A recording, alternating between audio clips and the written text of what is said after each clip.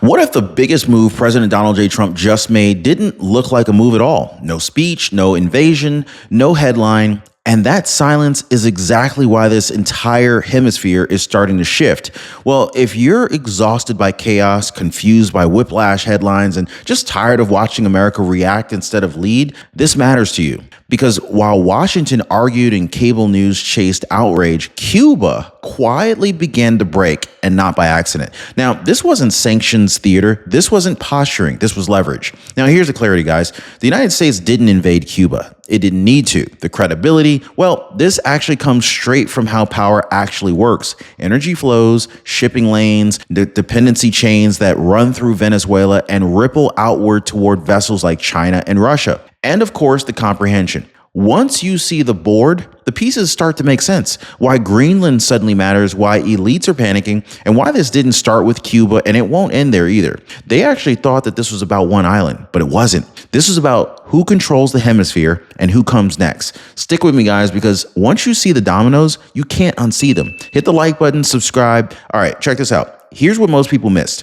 Donald J. Trump didn't announce a crackdown on Cuba. He didn't deploy troops. There was basically no primetime address to be made. There was no war resolution, no invasion footage looping on cable news, and that silence is the point. The decision was non-kinetic and it was already executed, meaning we're not guessing about outcomes. We're watching consequences unfold in real time. Now, here's the part most people are missing. This was never about Cuba alone. This was about leverage across the Western Hemisphere. Cuba sits 90 miles from Florida. Really, I think it's like 90 miles from like the Florida Keys or something like that. Brittle, externally dependent, and strategically exposed. Pressure that doesn't look like pressure works fastest on systems like that. But by choosing restraint over spectacle, Donald J. Trump, he denied Havana a rallying cry. He denied the media storyline. No tanks means no martyrs. No speeches means no countdown. The move is complete. So what you're seeing right now, blackouts, shortages, panic, this is the aftermath, not the plan. So this is not like a moral argument. This is a mechanical one. Now, for more than 2 decades, Cuba survived on oil and subsidies from Venezuela, a pipeline that was built under Hugo Chavez and ultimately maintained by Nicolas Maduro. Now, at peak, Venezuela sent roughly 100,000 barrels a day. Over 20 years, that support amounted to more than $60 billion in indirect aid. So what did Cuba send back? Dictators, intelligence services, and internal security forces that helped keep the Venezuelan regime in power. Now, that exchange kept Havana afloat. Without it, the math collapses. Without that oil, Cuba doesn't have an economy. It has a blackout schedule, rolling outages, food lines, and currency failure. Those aren't policy choices. They're arithmetic. Once Venezuela stabilized, Cuba was mathematically next. No ideology required, just numbers. Now, what happened to Cuba is what happens when a system looks stable on the surface, but the support underneath quietly disappears. There's no foundation. And that same mistake shows up closer to home than most people want to admit. Assuming your Medicare plan is fine, that's an expensive assumption. Now, one viewer assumed and ended up paying $480 that she didn't have to. Nothing dramatic happened. There was no warning. There was no emergency. Her plan just quietly failed her when it mattered the most. This is exactly why I partner with Chapter.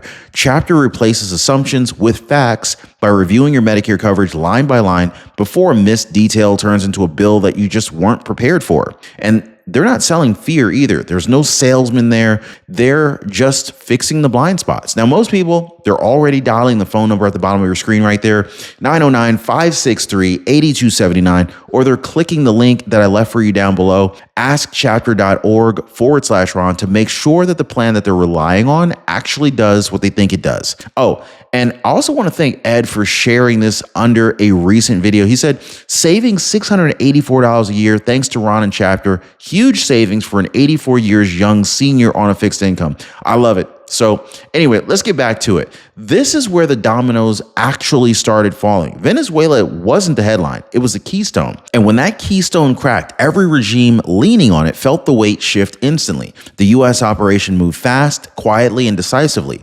Air defense systems tied to Russia and China were neutralized. A narco regime figure protected by Cuban security networks was extracted. No American lives lost, no prolonged engagement. Use one image and one only only. The queen was removed from the board. And the consequence wasn't chaos, it was recalculation. Havana recalculated, Tehran recalculated, Moscow and Beijing recalculated. Because this proves something uncomfortable. The United States, under President Donald J. Trump, could dismantle a critical node without triggering a national war. That's why this matters. When the keystone falls, the arch doesn't argue. It collapses. Now, to really understand what's happening right now, you have to understand how Donald J. Trump sees the board. He's not operating as a Cold War theorist. He's not exporting democracy or chasing moral victories. His lens is leverage, pure and simple. Geography matters, shipping lanes matter, energy choke points matter, psychological dominance matters. Now, this is the Monroe Doctrine revived, not as a museum piece, but as an operating logic. The Western Hemisphere is treated as strategic ground, not as a charity project. Contrast that with Bush-era nation building that drained blood and treasure, or how about Obama-era globalism that outsourced leverage to institutions that couldn't enforce it? Here's the signpost. This isn't about fixing Cuba. This is about reminding every actor from Havana to Brasilia to Beijing whose backyard this is and what happens when dependency chains are exposed. Ideology argues. Leverage ends arguments. And that's the shift that elites weren't prepared for. So this is the part that unsettles people the most. Donald J. Trump didn't invade Cuba, and that decision removed the regime's last line of defense. An invasion creates a villain. It creates a martyr. It basically gives a failing system something external to blame. By refusing that spectacle, Trump forced Havana to own its own collapse in real time, right in front of its own people. No invasion means no rally. No bombs means no foreign enemy to curse on state television. The failure becomes internal, visible, and undeniable. Lights go out, food disappears, wages don't buy bread, and there's no outside aggressor to point at. Now, this isn't about aggression. This is about inevitability. Pressure applied without theatrics works like gravity, slow, constant, and impossible to argue with. The result's not chaos, it's exhaustion. And exhausted systems don't resist, they give way. So this is where it becomes bigger than Cuba. Enter Greenland, not as a distraction, but as proof of scale. So while critics mock the idea, the logic just never changed. First, rare earth minerals.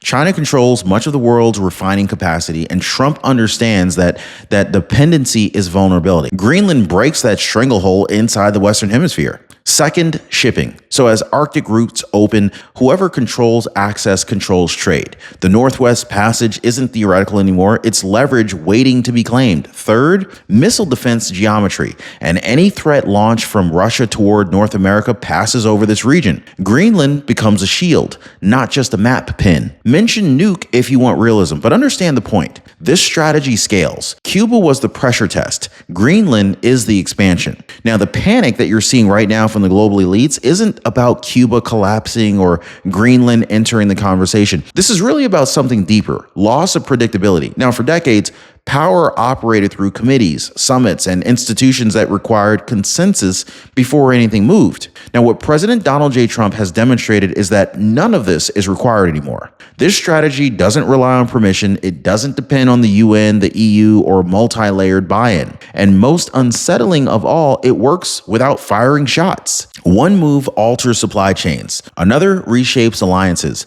A third changes behavior without a single vote or a treaty. Now, think of it kind of like removing the floor plan from a building while people are still inside of it. Everyone can feel the shift, but no one knows where to step next. That uncertainty right there, that's fear. Because when predictability dies, leverage belongs to whoever set the rules, and right now, that's Washington, D.C. So if you really want to understand how all of this connects, just follow the energy. The United States isn't just energy independent, it's becoming the anchor supplier for the Western Hemisphere. Now, that reality quietly erodes the power of OPEC and sidelines energy leverage once held by the rivals. So this is why Venezuela matters beyond politics. It holds the largest proven oil reserves on the planet, yet socialism left them stranded, untapped, unusable, and decaying. Under a different system, those reserves became influence again. Under President Donald Trump's approach, energy flows determine who has leverage and who doesn't. Now, here's the fresh angle most people miss. Hostile states, they don't threaten what they no longer control. When energy dependency shifts westward, so does power. This isn't just economics, it's strategy. And once energy stops being a weapon against the United States, entire regions lose their bargaining chip. So while attention stays fixed on the Caribbean, the same pressure model is quietly breaking Iran. Now, this isn't coincidence. This is a pattern. Inflation has surged past 50%. The rival has collapsed to historic lows. The average Iranian earns barely enough to survive. Meanwhile, rent costs more than double a monthly income. So when people can't eat, regimes don't posture, they fracture. So here's what changed. Iran no longer holds the world hostage through oil. Under Donald J. Trump, sanctions weren't symbolic, they were isolating. The Abraham Accords locked Israel together with Sunni Arab states, the UAE, Bahrain, Morocco, and quietly Saudi Arabia, cutting off Iran right at its own neighborhood. Now that isolation has consequences. Tehran can't fund Hezbollah, Hamas, Iraqi militias, or even the Houthis the way that they once did. The axis of resistance is thinning because the fuel line is gone.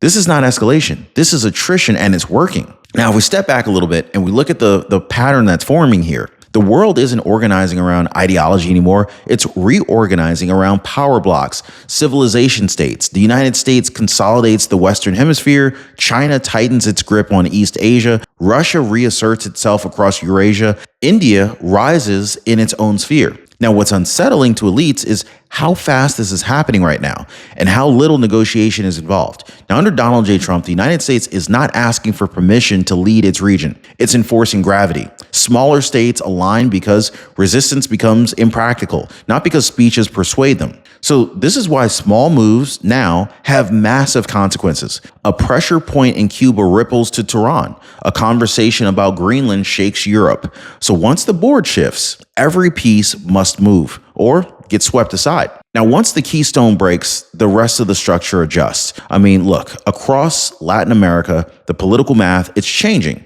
Not because of speeches, but because incentives shifted. Argentina is already recalibrating toward market discipline. El Salvador, they chose security and sovereignty over lectures. Chile is reassessing years of ideological drift. And Colombia is widely forecast to basically move toward a pro-U.S. alignment as voters react to economic strain and regional instability. Now, here is the fresh angle. Dominoes don't fall simultaneously.